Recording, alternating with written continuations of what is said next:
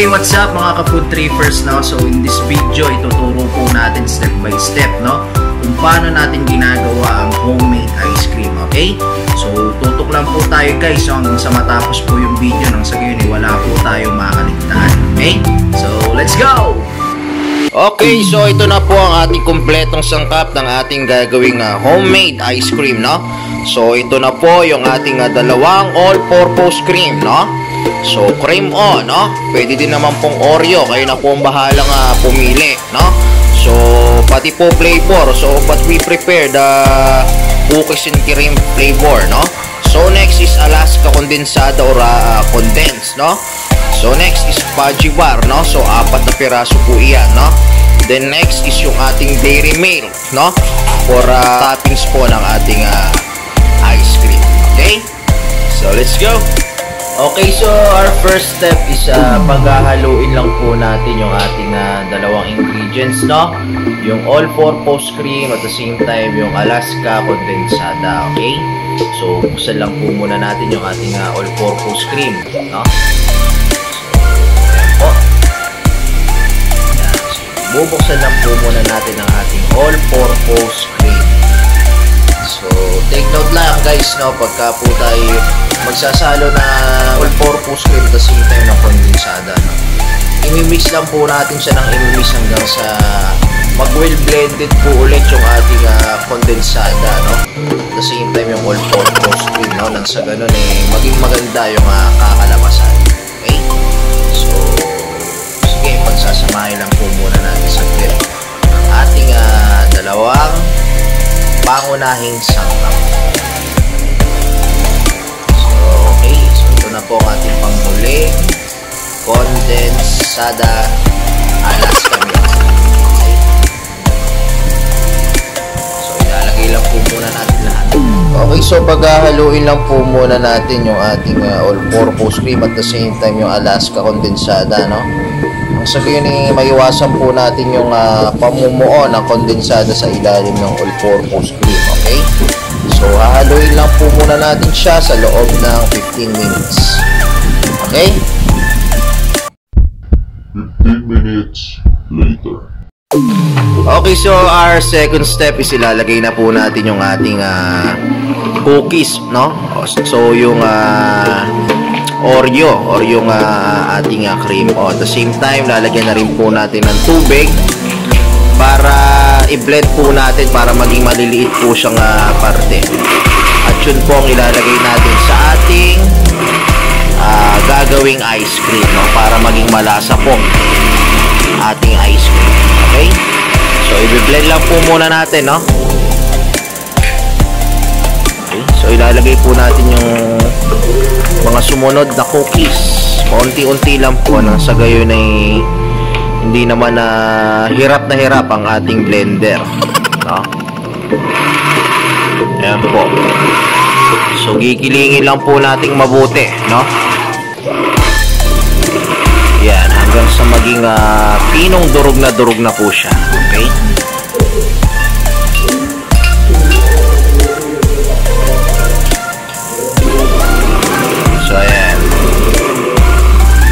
Okay, so ang gagawin po natin is dudurugin lang po nating maigi yung ating cookies and cream, no? Nang sa gayon ito po yung mag-serve as toppings po natin sa ating gagawing homemade ice cream, okay? So take note lang po, no, yung kanina nating cookies and cream na nilagay sa blender is yun po yung mag-serve, no, ng pampalasa natin, no, pampalapot lalo sa ating gagawing ice cream, no? Nang sa gayon maging successful po ang kakalabasan ng ating gagawing homemade ice cream, no? So tatapusin lang po muna natin yung ating pagdidikdik or pagdudurog ng cookies and cream, no? Okay, so our third step is hihiwain lang po muna natin yung ating ni-refrigerate na fudgy bar, no?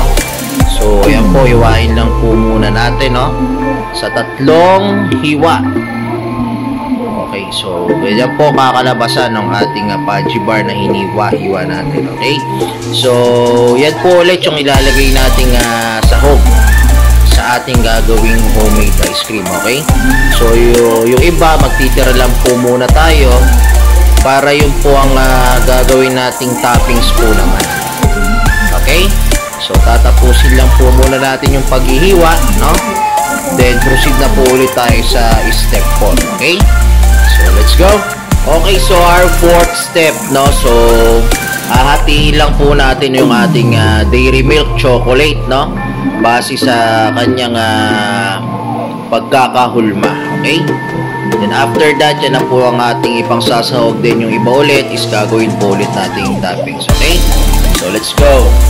Okay, so our final step is ilalagay na po natin yung ating hiniwa-hiwang fudgy bar sa ating hinalong condensed and then all-purpose cream. At the same time, sunod po natin, ihahalo na po natin yung dinurog, no, na cookies and cream.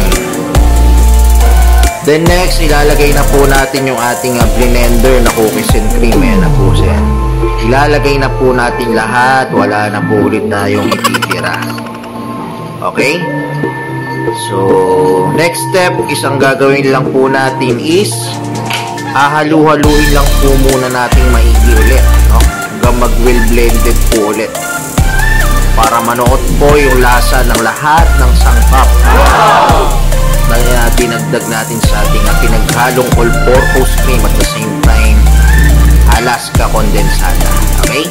So haluin lang po muna natin within 5 minutes. Okay? So let's go. 5 minutes later. So after po nating ma-well mix siya ng within 5 minutes, ilalagay na po natin yung ating mga toppings, no? So yan po yung naging itsura, napakasarap na po kagad, no? So wala pa pong toppings, no? Alam na po kagad nating maganda yung magiging resulta. Okay? So next is yung fudgy bar naman po yung ilalagay natin, no? So isi-set up lang po natin na maganda para maganda po yung maging kalabasan ng ating presentation. Okay? Then next is yung ating dairy milk. Okay? So yan na po ang ating kabuang toppings. Okay? So re-refridge lang po natin siya ng within 24 hours, no? So after nating i-refridge ng 24 hours is pwede na po talaga siya, no? So yan na po ang ating ice cream. Okay? So antayin lang po muna natin yung 24 hours, no? So, let's go. 24 hours later. Okay, so after 24 hours of waiting, no? So ito na po ang ating cookies and cream homemade ice cream. Okay guys, so kung nagustuhan nyo po yung ginawa natin video kung paano gumawa ng homemade ice cream, no? So don't forget to click the subscribe button, then hit the bell notification para ma-notify po kayo, no? Sa mga bagong videos natin paparating, okay? So thank you for your support, then keep safe po sa ating COVID-19 virus, okay? So bye!